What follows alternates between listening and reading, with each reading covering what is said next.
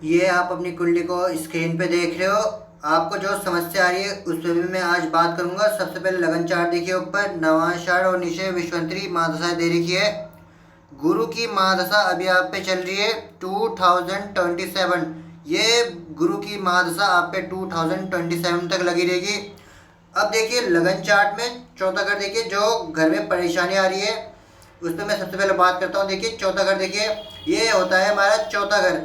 अब देखिए चौथे घर से हम क्या क्या देखते हैं, अपने माँ के बारे में जानते हैं हम, और साथ ही साथ अपने घर के बारे में जानते हैं। जिस घर में हम रहते हैं उसके बारे में भी हम चौथे घर से ही जानते हैं। अब देखिए चौथे घर में शनि बैठे हुए हैं और अपने ही राशि में, मकर राशि इन्हीं की है। अब देखिए शनि अपने ही घर में बैठे हैं, मकर राशि इन्हीं की है, तो सवा राशि के शनि हो गए। शनि जब भी चौथे घर में बैठते हैं तो ये बहुत ज़्यादा परेशानियां दिक्कत खड़ी करते हैं। हाँ, शनि अच्छी बात ये रखते हैं कि अंतिम समय में गाड़ी घोड़े सब देते हैं, धन भी ये प्रदान करते हैं, लेकिन घर में परेशानियां और एजेंडा इश्यूज बना के रखते हैं। अब देखिए इधर राहु भी बैठे हुए हैं। राहु भगवान जब भी चौथे घर में जाके बैठते हैं, हालांकि ये भी अंतिम समय में सब कुछ देते हैं, धन जमीन जायदाद ये भी देते हैं, लेकिन ये भी एजेंडा इश्यूज घर में बनाए रखते हैं। अब देखिए शनि और राहु जब भी एक साथ बैठते हैं इसे हम कहते हैं श्रापित दोष। श्रापित दोष क्या होता है? एक तरह से पनौती का योग ये होता है, जिंदगी भर ये पनौती आप पे लगाए रहेगा। तो श्रापित दोष की हमें रेमेडी करना ही पड़ेगा। और चौथे घर में आपके श्रापित दोष लगा हुआ है, यानी घर का पूरा सुख ही यहाँ से उड़ जाएगा। घर में दुविधा परेशानी लगी रहेंगी। हालांकि शनि यहाँ बैठने से अकेले बैठना चाहिए, तो ये धन जमीन जायदाद सब देते हैं। राहु भी यहाँ पे अकेले बैठेंगे तो जमीन जायदाद सब देंगे, लेकिन दोनों ही एक साथ बैठेंगे तब आपको धन दौलत जमीन जायदाद कुछ भी नहीं देंगे, क्योंकि इन दोनों के एक साथ बैठने के कारण इसे हम श्रापित दोष कहते हैं। श्रापित दोष बहुत ज़्यादा डेंजर होता है, साथ ही इसमें किस्मत का साथ बिल्कुल भी नहीं मिलता है, तो हमें इसे भी रेमेडी करना है। अब इसे समझिए। अब देखिए इधर 10वें घर में 4 नंबर लेके बैठे हुए बृहस्पति। अब देखिए गुरु की महादशा पे चल रही है 2027 तक। गुरु की महादशा सबसे अच्छी कही गई है ग्रहों में।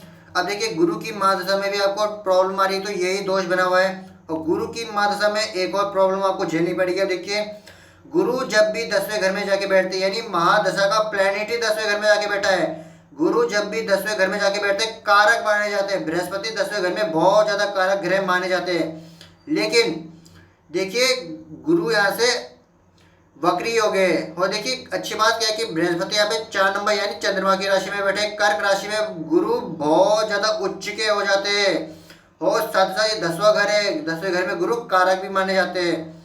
लेकिन गुरु यहाँ पे बैठने के कारण आपको ये शिक्षा से लाभ देंगे, बुद्धि से लाभ देंगे। गुरु यहाँ पे अच्छा लाभ देते ही देते हैं। अब देखिए गुरु में एक प्रॉब्लम ये है कि वो वक्री हो गए, स्टार लग गया। साथ साथ ये केतु भगवान के साथ भी बैठ गए। केतु जब भी 10वें घर में बैठते थे पराक्रम यानी कठिन श्रम और कर्म में भ्रम ये करते ही करते करियर में भी भ्रम देते ही देते हैं, तो 10वें घर के केतु अच्छे नहीं माने गए। अब देखिए जब भी राहु चौथे घर में जाके बैठते हैं हो, केतु 10वें घर में जाके बैठते हैं, तो ये मदर और फादर दोनों को ही बहुत ज़्यादा तकलीफ देंगे ही देंगे। तो मदर और फादर का आपको ध्यान रखना ही पड़ेगा। अब देखिए इधर केतु भगवान ने गुरु को पकड़ लिया है, तो गुरु और केतु जब भी एक साथ बैठते हैं हम कहते हैं गुरु चांडाल दोष। अब गुरु चांडाल दोष होता क्या कि मल्टीपल काम आपको सिखाएगा, एक जगह स्थिर नहीं रहने देगा, जगह जगह ये परेशानी खड़े करेगा। एक जगह जॉब में भी ये आपको स्टेबल नहीं रहने देगा, जगह जगह ये काम भी चेंज कराएगा, अप एंड डाउन लाइफ में चलते रहेंगे, और साथ ही साथ ये बहुत ज़्यादा परेशानी क्रिएट करेगा ही करेगा। अब विवाह की स्थिति से हम देखें तो देखिए गुरु को भी हम विवाह के लिए देखते हैं। यहाँ पे डिवोर्स का भी एक योग बन रखा है। यहाँ पे गुरु यहाँ पे फंस गए विवाह के हिसाब से। अब देखिए विवाह के लिए हम ये पहला घर भी देखते हैं। पहले घर से हम देखते हैं अपना लगन, ये भी विवाह के लिए जरूरी है। अब देखिए पहले घर के स्वामी यानी 7 नंबर लिखा हुआ है, इसके स्वामी शुक्र, तुला राशि इन्हीं की है, तो शुक्र जाके पराक्रम में बैठ गए, तो आपकी जीवन धारा कठिन मेहनत और श्रम से रहेगी। कठिन मेहनत करना आपको बहुत ज़्यादा पसंद रहेगा। अब देखिए विवाह के हिसाब से शुक्र यहाँ पे बैठ गए तीसरे घर में, तो विवाह के हिसाब से लगन आपका क्वालिफाई कर जा रहा है। अब देखिए इधर 7वां घर में हम विवाह के लिए देखते हैं। यहाँ पे 1 नंबर लिखा हुआ है, इसके स्वामी मंगल जाके 8वें में बैठ गए, तो 8वें घर में बैठने के कारण मंगल ने आपको मांगलिक बना दिया है, क्योंकि 8वें घर के मंगल भी मांगलिक होते ही होते हैं। तो यहाँ से लगन के हिसाब से आप फ्री हो रहे हो, लेकिन ग्रह के हिसाब से और यहाँ से सातवें घर के हिसाब से आपका विवाह लेट होगा, साथ साथ शादी भी यहाँ पे टूटेगी, क्योंकि विवाह में भी दिक्कत होगी विवाह होने के बाद, क्योंकि यहाँ पे गुरु चांडाल दोष रूपा बना हुआ है। अब देखिए सातवें घर का मालिक पहले ही आपको मांगलिक बना रहा है, इसी कारण विवाह में दिक्कत भी आएगी। अब देखिए शुक्र जो है जब भी तीसरे घर में जाके बैठते तो इनकी सातवीं दृष्टि, यानी कि 1 2 3 4 5 6 सातवीं दृष्टि यहाँ पे 9वें घर में पड़ी, तो किस्मत का साथ भी ये अच्छा देंगे। लेकिन जब श्रापित दोष लगेगा तो एक किस्मत को ये पूरा धूमिल कर देते हैं, इसलिए आपको आपकी किस्मत का साथ नहीं मिल पा रहा है। तो देखिए शुक्र जब भी तीसरे घर में जाके बैठते तो ये भी औसत धन देते हैं, लेकिन बड़ा धन नहीं कमाने देंगे आपको। अब देखिए शुक्र में कमी क्या है, इनकी डिग्री जो है 29 डिग्री है। 29 डिग्री में शुक्र पूरे वृद्ध हो जाते हैं, पूरा भाव ही नष्ट हो जाता है इधर। तो देखिए साथ ही साथ यहाँ पे लगन में भी फिर प्रॉब्लम आएगी आपको। लग्नेश जो है पूरे वीक पड़ रहे हैं आपके, 29 डिग्री में शुक्र भाव नहीं देते, वृद्ध हो जाते हैं।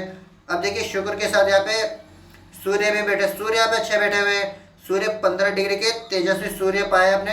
अब देखिए इधर बुध भी बैठे हुए, बुध में बहुत ज़्यादा कमी है, बुध में स्टार लगा हुआ है, इनकी डिग्री जो है 0 1 पे बैठे हुए। तो बुध और बुद्धि आपकी बहुत ज़्यादा स्टेबल नहीं रह पाएगी, चंचल मन ये आपका करेंगे, तो बुध पे हमें काम करना है। बुध जब भी वीक होते तो अच्छे लगन शगुन अच्छी अपॉर्चुनिटीज आपको नहीं मिल पाएगी, हर काम बनने में देरी ये करेंगे। अब देखिए बुध और शुक्र जब भी एक साथ बैठते हैं हम कहते हैं लक्ष्मी नारायण योग। लक्ष्मी नारायण योग भी लगा है, महालक्ष्मी का योग लगा है। अब देखिए महालक्ष्मी का योग तभी फलित नहीं हो पा रहा है। एक बार आप अगर इन दोनों के ग्रहों के अगर आप रेमेडी कर लेते हो तो ये लक्ष्मी नारायण योग बहुत अच्छा फलित होगा, बहुत ज़्यादा धन दौलत ये आपको देगा ही देगा। अब देखिए सूर्य और बुध जब भी एक साथ बैठते हैं इसे हम कहते हैं बुध आदित्य बुद्धि का ये योग होता है। बुद्धि आपकी वीक जाएगी क्योंकि अभी बुध की डिग्री कम है, इसलिए बुद्धि का ये योग भी फलित नहीं हो पा रहा है। शुक्र और बुध लक्ष्मी नारायण योग बनाते हैं, सूर्य और बुध आदित्य योग बना रहे हैं। तो देखिए तीसरा घर बहुत अच्छा बना हुआ है, सूर्य के कारण ये आपका पराक्रम अभी तक कायम है, क्योंकि यहाँ पे बुध और शुक्र ये बहुत ज़्यादा वीक पड़ गए, तो सूर्य असीमित पराक्रम आपको देंगे यहाँ पे। अब देखिए यहाँ पे जो यहाँ पे आपके 9वें घर में चंद्रमा बैठे हुए हैं, चंद्रमा की डिग्री भी यहाँ पे कम है, तो 2 डिग्री में चंद्रमा बिल्कुल भी भाव नहीं देते हैं। चंद्रमा की डिग्री भी हमें बढ़ानी है। चंद्रमा जब भी 2 डिग्री लेके बैठेंगे तो मन को बहुत ज़्यादा तकलीफ देंगे, ओवर थिंकिंग देंगे, और साथ ही साथ आप छोटी छोटी बातों को भी अपने दिल पे लोगे, तो चंद्रमा पे हमें रेमेडी करना है। आपका पूरा मनोबल ये तोड़ के रख देंगे, आप जो भी काम करोगे इसमें ये हिम्मत आपकी बार बार तोड़ेंगे भी, तो चंद्रमा पे भी हमें रेमेडी करनी पड़ेगी। अब देखिए इधर जो राहु भगवान है अपनी 5वीं दृष्टि से मंगल को भी देख रहे हैं यहाँ पे 1 2 3 4 5, तो यहाँ पे इन्होंने मंगल भगवान को भी अपनी दृष्टि से अंगारक दोष का निर्माण कर दिया है। तो जो सबसे पहले आपको रेमेडी करना है पे उज्जैन, तो आपको एक बार विजिट करना पड़ेगा, क्योंकि आपको एक बार मंगलनाथ मंदिर में मंगल भात पूजन कराना ज़रूरी है। फिर इन दोनों के तो आप मंत्र जाप कराओ इन दोनों के भी, तभी इन दोनों से आप फ्री हो सकोगे। और लक्ष्मी नारायण योग की विधि और साथ ही साथ बुध को तेज करने की विधि में मैं आपको बता दूंगा व्हाट्सएप में। अब आगे समझिए, आगे आप अपने नवाज चार्ट को समझिए।